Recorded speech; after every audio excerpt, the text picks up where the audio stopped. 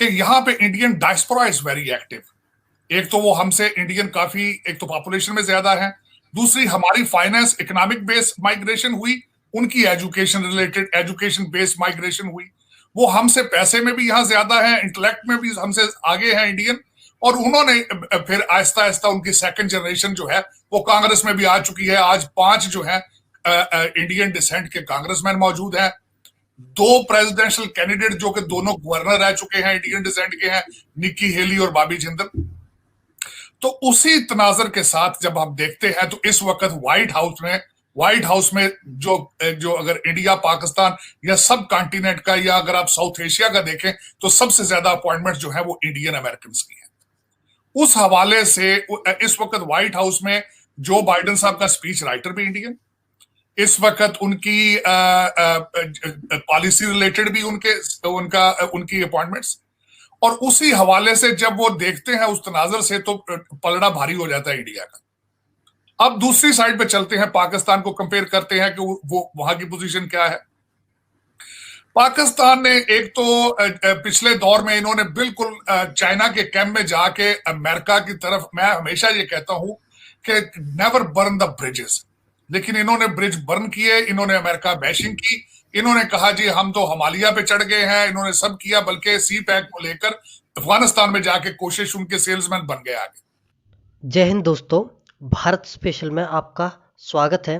दोस्तों, इस वीडियो में पाकिस्तानी मीडिया द्वारा बताया गया है कि भारत हमसे हर चीज़ में आगे है और हम भारत को काउंटर नहीं कर सकते। इस वीडियो में आरजू और साजिद तजेर, जो कि पाकिस्तानी मीडिया के पॉलिटिक्स एनालिटिक्स स्पेशलिस्ट हैं, उनके द्वारा यह बताया गया है कि पाकिस्तान भारत का कभी मुकाबला नहीं कर सकता। तो चलिए देखते हैं इस वीडियो में। सर, आज हम आपसे ज़रा समझना चाहेंगे कि अमेरिका और पाकिस्तान के रिलेशंस जो हैं वो आपके ख्याल से कैसे चल रहे हैं, क्योंकि देख यही रहे हम कि अमेरिका से कॉल नहीं आ रही प्राइम मिनिस्टर को, साथ ही आईएमएफ का इशू भी जो है वो चल रहा है और उन्होंने ये कहा है कि जी डू मोर, कि अगर ये अफगानिस्तान के लिए इनको सपोर्ट करते हैं और यहाँ से एयर बेसिस देते हैं तभी इनको जो है वो आईएमएफ की जो अगली इंस्टॉलेशन है, जो अगली किस्त है वो मिलेगी, नहीं तो नहीं मिलेगी। यहाँ पे ये बात हो रही है, तो आप इस चीज को किस तरह देखते हैं? देखिए, मैं एक तो बल्कि एक खास चीज का इशारा जो आपने अपने सवाल में भी किया उसको भी एड्रेस करूंगा, लेकिन सबसे पहले मैं ये बताना की कोशिश करूंगा आपके देखने वालों को कि इस वक्त दोनों ममालिक के अंदर पॉलिटिकल इंस्टेबिलिटी है। यहाँ पे जो बाइडेन जो है उनको आधे कंट्री का प्रेसिडेंट समझा जाता है, आधा कंट्री समझता है उनसे इलेक्शन चोरी हुआ था। फॉरेन पॉलिसी पे तब तवज्जो दी जाती है जब आपको अवाम का vote of confidence inside house हासिल हो, तो फिर आपके नक्शे के ऊपर, आपके रडार के ऊपर फॉरेन पॉलिसी आती है। और दूसरा, अगर देखा जाए, मैं सारी जिंदगी अमेरिका के अंदर पॉलिटिकल वर्कर रहा हूं और सारी जिंदगी मैंने पॉलिटिकल साइंस पढ़ी, तो उसमें जब इनके 2 पार्टियों को स्टडी किया जाए, डेमोक्रेट और रिपब्लिकन पार्टी को, तो पेंटागन और फॉरेन पॉलिसी रिपब्लिकन पार्टी का इशू है।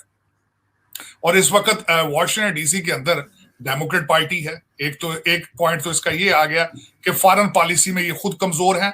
इनको कहा जाता है जो बाइडेन को he is a third term of Obama, और ओबामा साहब की अगर फॉरेन पॉलिसी देखें तो उसमें अमेरिका की फॉरेन पॉलिसी बहुत वीक थी।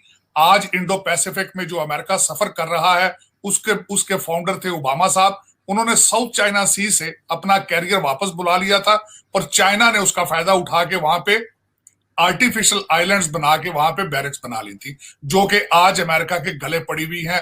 पूरा इंडो पैसिफिक और साउथ एशिया जो ओशन है वो मसला बन चुका है। एक तो ये मैं बताना, ये एक चीज ये थी। दूसरा स्टेप ओबामा साहब ने ये किया था कि वो अमेरिका को खींच के इंडिया के करीब ले गए। उन्होंने इंडिया को एक पार्टनर स्टेटस दिया।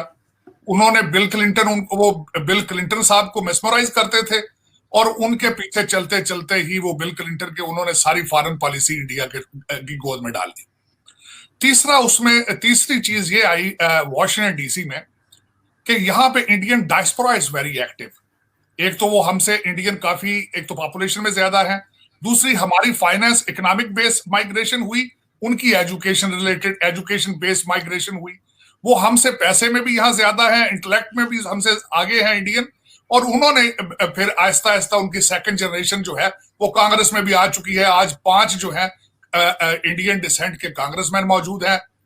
2 प्रेसिडेंशियल कैंडिडेट जो कि दोनों गवर्नर रह चुके हैं, इंडियन डिसेंट के हैं, निक्की हेली और बॉबी जिंदल। तो उसी तनाजर के साथ जब हम देखते हैं तो इस वक्त व्हाइट हाउस में जो अगर इंडिया पाकिस्तान या सब कॉन्टिनेंट का या अगर आप साउथ एशिया का देखें तो सबसे ज्यादा अपॉइंटमेंट जो है वो इंडियन अमेरिकन की है। उस हवाले से इस वक्त व्हाइट हाउस में जो बाइडेन साहब का स्पीच राइटर भी इंडियन, इस वक्त उनकी पॉलिसी रिलेटेड भी उनकी अपॉइंटमेंट्स, और उसी हवाले से जब वो देखते हैं उस तनाजर से तो पलड़ा भारी हो जाता है इंडिया का। अब दूसरी साइड पे चलते हैं, पाकिस्तान को कंपेयर करते हैं कि वो वहां की पोजीशन क्या है।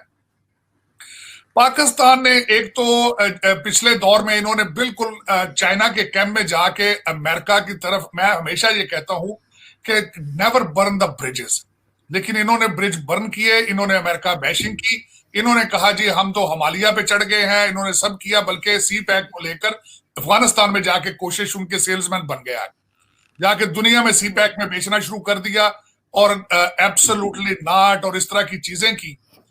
और आपका जो पहले ही फॉरेन पॉलिसी डूबियस थी वो इस हवाले से कि उसामा बिन लादेन जब से पाकिस्तान से मिले उसके बाद आप दुनिया का एतमाद हासिल नहीं कर सके। और तीसरी इसमें जो बात मैं कहूंगा, आपकी फॉरेन पॉलिसी, अगर मैं आज आपसे ये क्वेश्चन करूं आपकी फॉरेन पॉलिसी क्या है तो आप मुझे सेटिस्फाई नहीं कर पाएंगे। मैं किसी से ये पूछूं कि आज पाकिस्तान कहां खड़ा है, किस कैंप में है, कैंप उनके पास मौजूद है या नहीं मौजूद, कोई पता नहीं। आपकी जो मैं शॉर्ट टर्म पे एक लफ्ज में एक्सप्लेन करने की कोशिश करता हूं कि आपकी फॉरेन पॉलिसी डॉलर बेस है, अमेरिका के डॉलर बंद हुए, आप चाइनीज कैंप में गए, वहां से डॉलर लेने की कोशिश की, जब सी पैक बंद किया उन्होंने, आपने उनको ग्वादर की बजाय कराची देने की कोशिश की, उन्होंने वो भी लिया, फिर दासू डैम पर उन्होंने 39 बिलियन आपसे मांगा, उन्होंने जब सी पैक के डॉलर बंद हुए तो आप IMF के कदमों में आके अब बैठ गए।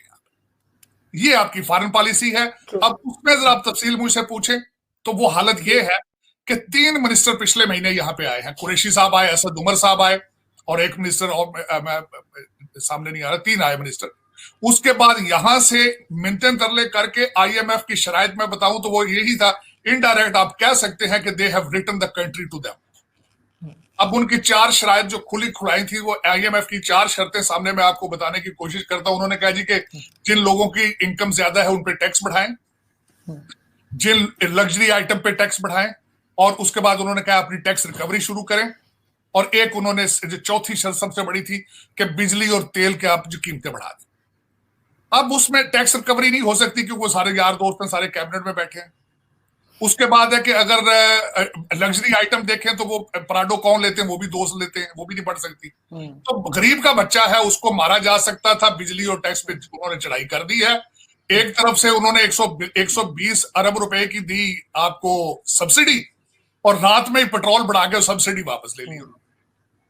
तो ये अगर मेरा आपके ये 4 शराइत थी IMF की, और तरीन साहब यहां आए, वरना आने की जरूरत नहीं थी उनकी। सारी दुनिया आजकल जो है वो इस वक्त मैं बताना चाहूंगा कि जो प्रेसिडेंट शी है पिछले 2 साल से चाइना से बाहर नहीं निकले, सारी चीजें वेब के जरिए हो रही हैं। इनको भी चाहिए था, लेकिन तरीन साहब क्योंकि सिटी बैंक के मुलाजिम रहे हैं, हो सकता है यहाँ प्रॉपर्टी हो, पुराने दोस्त हो, अहबाब हो, और हो सकता है यहाँ पे अमेरिकन कुजीन को एंजॉय करना हो, उन्होंने किया। आके आपके फर्स्ट क्लास की टिकटें ली गई और यहां से वापसी पे सऊदी अरेबिया ज्वाइन किया। खान साहब को 4.2 बिलियन का वहां से चेक उठाया, पाकिस्तान गए, और वो 4.2 बिलियन में से 3 बिलियन तो बैंक में रहेगा और 1.2 बिलियन जो है वो वापस दुबई और लंदन चला जाएगा। ये आपके सारी IMF की शराइत मैंने बता दी, आपकी सिचुएशन, आपकी फॉरेन पॉलिसी भी बता दी। पाकिस्तानी मीडिया से जुड़ी हुई ऐसी ही लेटेस्ट वीडियोस के लिए सब्सक्राइब कीजिए हमारे चैनल भारत स्पेशल को। जय हिंद।